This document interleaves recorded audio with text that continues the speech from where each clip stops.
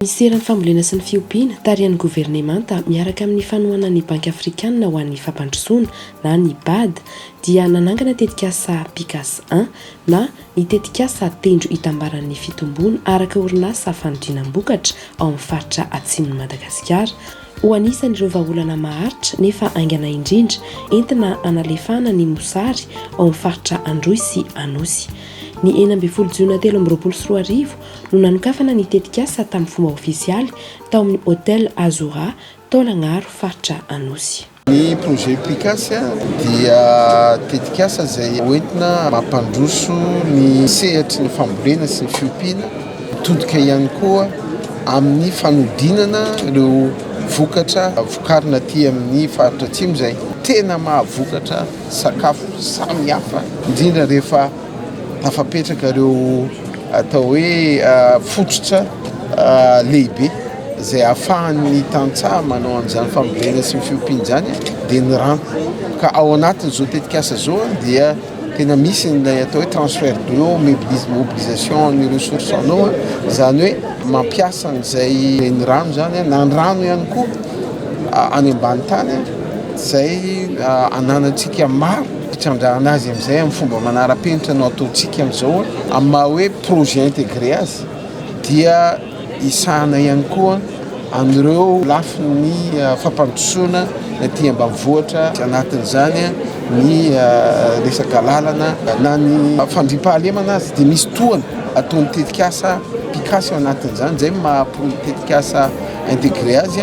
Hisarika fiovana lehibe ho an'ny faritra atsimon'Osy ny fisian'ny Tetikasa ary manana viana ny andray anjara mivantana amin'ny fanatratrarana ny fahavitantena ara-tsakafo izay Velirano fahasivana Andriamatoa filoham-pirenena Andry Rajoelina. Tetikasa moa zany miasa amin'ny faritra anankiroa dia ny faritra Anosy sy ny faritra Androy. Arak'izay zany Tetikasa dia mandray anjara amin'ny fanatratrarana n'ilay fahavitantena ara-tsakafo. Tratrarany an'izay tanjona izay moa zany dia mihodina eo anatina composante anankitelo zany.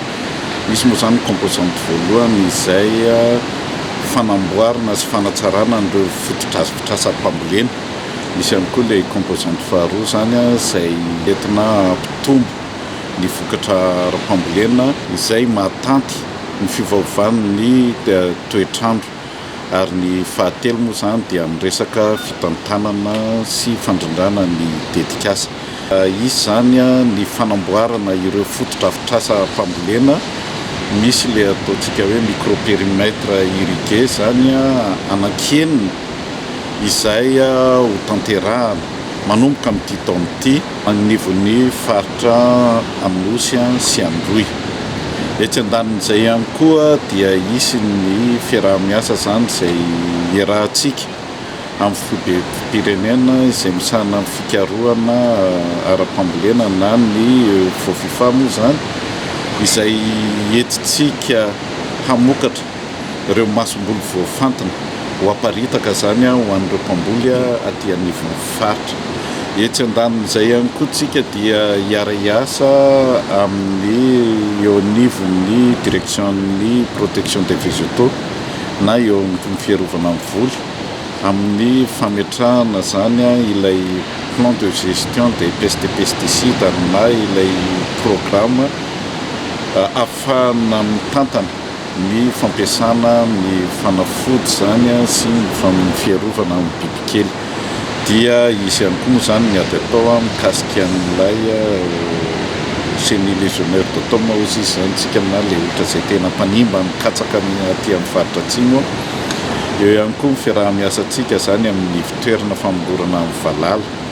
Mbola isy ny fiaraha-miasa ihany koa eo anivon'le centre de transformation de l'agriculture dans le sud na ny Hisehatra izay eo ambovombe moa zany Vibeny amin'ny fametrahana n'ilay bloky arivo hektara isan'isany misy bloky roa zany mapetraka anaovana ny teknika mpambolena manaraka ny agroekôlôjika ozy izytsika zany.